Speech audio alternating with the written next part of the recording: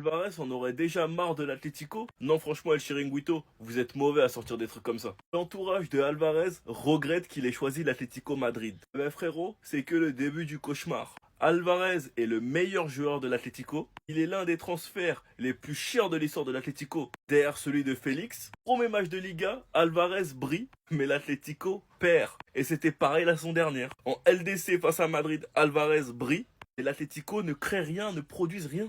Alvarez, qui joue à un poste très recherché, fait partie de l'un des transferts les plus chers de l'histoire de l'Atlético. On sait tous très bien à quel point l'Atlético ils sont durs en affaires. Oui, Alvarez, t'as été débile de rejoindre l'Atlético. C'est la prison là-bas, tu vas jamais partir. Et personne pourra rien faire. Jusqu'en 2030 ton contrat.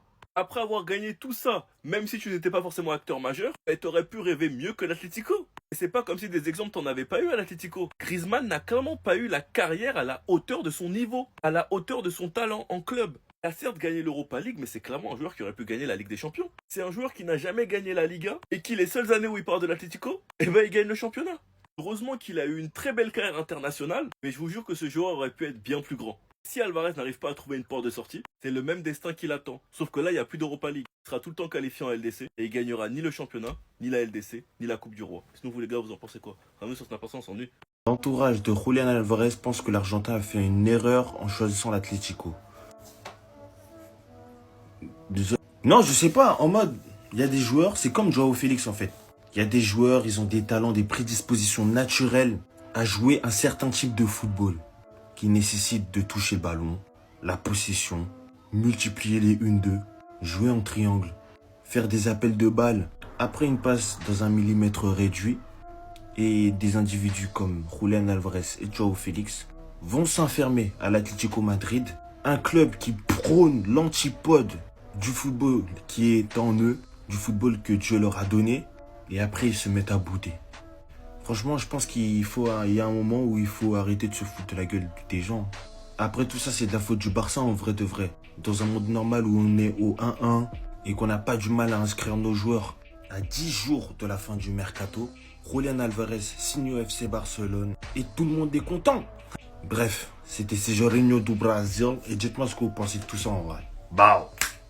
Le FC Barcelone, c'est la jeunesse. La preuve, les gars, regardez, le Barça ainsi que le Real Madrid, parce que c'est les deux premiers, sont les équipes qui ont aligné leur 11 de départ avec la moyenne d'âge la plus jeune pour cette première journée de Liga. Donc la moyenne d'âge du FC Barcelone, c'était 23 ans et 272 jours. Donc le Real, c'est quand même 2 ans de plus, 25 ans et 213 jours. Donc pour vous dire vraiment que l'effectif, le 11 de départ du Barça, est très jeune. Voici la une aujourd'hui du journal Sport et ça parle en gros de Casado. Le dilemme Casado, qu'est-ce qui se passe avec le milieu de terrain, ancien capitaine de l'équipe B? En gros, le Barça cherchera à vendre tout simplement Marc Casado. Donc voilà, ils aimeraient le vendre pour au moins 30 millions d'euros. Et à noter que l'équipe anglaise de West Ham, les gars, fait une offre pour Marc Casado hier, mais il est peu probable qu'elles aboutissent parce que pour l'instant, elle est pas assez élevée d'après le FC Barcelone.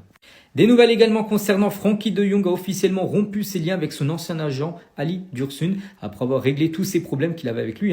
Il est désormais représenté par un nouvel agent néerlandais qui a déjà contacté le Barça et demandé un rendez-vous avec Deco pour une prolongation de contrat. N'oubliez pas que le joueur est en fin de contrat dans un an. Des nouvelles du Spotify Camp Nou, toujours actuellement en rénovation, beaucoup de bruit autour du stade. Bref, près de 4000 travailleurs s'activent pour tenter de rouvrir le Spotify Camp Nou en septembre, là, dans quelques semaines. Ils travaillent 6 jours par semaine jusqu'à minuit pour avancer au maximum, bien sûr, les travaux. Et on finit, les gars, avec ce troisième maillot qui a été officiellement dévoilé hier, mais de dos, les gars, ça ressemble à ça. Par exemple, le Lamine Yamal, le numéro 10. Les gars, personne n'en parlera. Mais je vous laisse écrire sur internet, Lamine est ta couronne. Pendant le match contre Majorque, les supporters de Majorque ont chanté Lamine, elle est où ta couronne? Elle est où ta couronne? Elle est où ta couronne? Sauf que malheureusement, il a répondu quoi. En fait, ce joueur, il me fait rire, c'est comment ne pas l'aimer. Le gars, il s'embrouille avec un gars. Le stade, il dit ta couronne, elle est où? Sur cette action également, si vous avez suivi le match, il se faisait siffler par tout le stade. Tout le stade était en train de le siffler. Il a envoyé les défenseurs, il marque.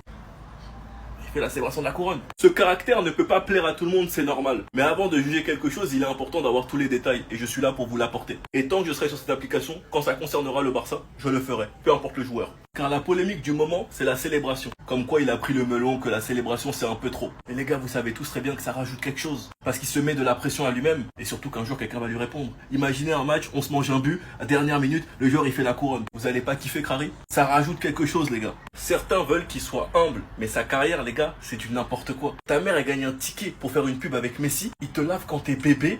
Il intègre le centre de formation, il fait son petit chemin. Qui aurait pu se douter qu'au 100e match de Ansu Fati, Lamine Yamal serait derrière l'image. Ansu Fati qui était le numéro 10 à ce moment-là. Et aujourd'hui, c'est lui qui le récupère. Et j'espère que comme une grande partie des numéros 10, sauf malheureusement Ansu Fati, qu'il fera trembler l'Europe et les voisins. Enfin bref, sinon vous les gars, vous en pensez quoi? Ramenez-nous sur Snap, on s'ennuie.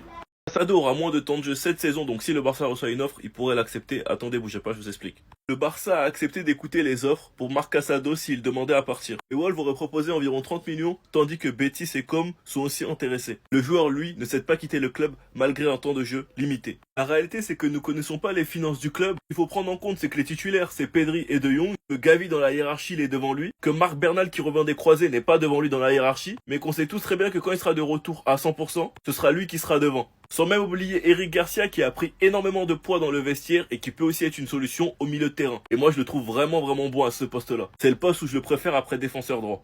Donc entre guillemets c'est Casado qui pourrait être sacrifié. On connaît pas les finances du club, donc on ne peut pas réellement comprendre ce choix. Je trouve ça triste parce qu'on sait tous très bien à quel point il aime le club. Est-ce que maintenant Casado serait prêt à rester malgré le fait qu'il joue moins? Moi ce qui me fait peur les gars c'est les blessures. Et avoir un effectif large c'est toujours mieux. Mais le Barça a des réalités, ne peut peut-être pas se permettre d'avoir un banc aussi luxueux.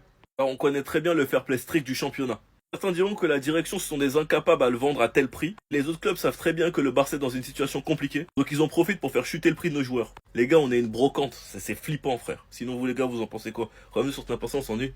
Mbappé qui taquine un peu avec sa célébration, un Lamine Yamal qui taquine lui aussi avec sa célébration, un Nico Williams qui veut prouver son amour à Bilbao, et un Alvarez qui continue de nous épater avec son génie. Cette Liga va être très intéressante. Le top 4 de l'année dernière, Barça, Real, Atlético, Bilbao. 4 équipes qui jouent la Champions League et 4 équipes qui ont un effectif très correct. Après l'Atlético c'est des chokers, ils ont déjà choqué la première journée, mais bref. Alvarez qui monte en puissance, qui prend de plus en plus de responsabilités, qui va devenir un réel poison pour les équipes de Liga. Nico Williams qui veut prouver qu'il a fait le bon choix, qui peut être important à Bilbao, qui veut marquer l'histoire, et certainement devenir une légende de Bilbao. En plus de ça, il sait très bien qu'il a attendu au tournant et qu'il va se faire presser. Donc il nous contre en nous prouvant qu'il a fait un bon match, il répond à ses haters. Et les deux nouveaux numéros 10. Franchement les gars, cette saison va être très intéressante à suivre, surtout en Liga. Avec ses nombreux duels à distance, j'ai oublié, mais Villarreal aussi joue la LDC. Il y aura aussi la Supercoupe d'Espagne qui opposera le Barça à Bilbao, Atlético et le Real à l'Atlético. Lors de cette première journée de Liga, Nico Williams, Mbappé, Lamine Yamal ont fini homme du match. On verra qui va tenir la cadence. Pour l'instant, je sais qui est le cauchemar de qui.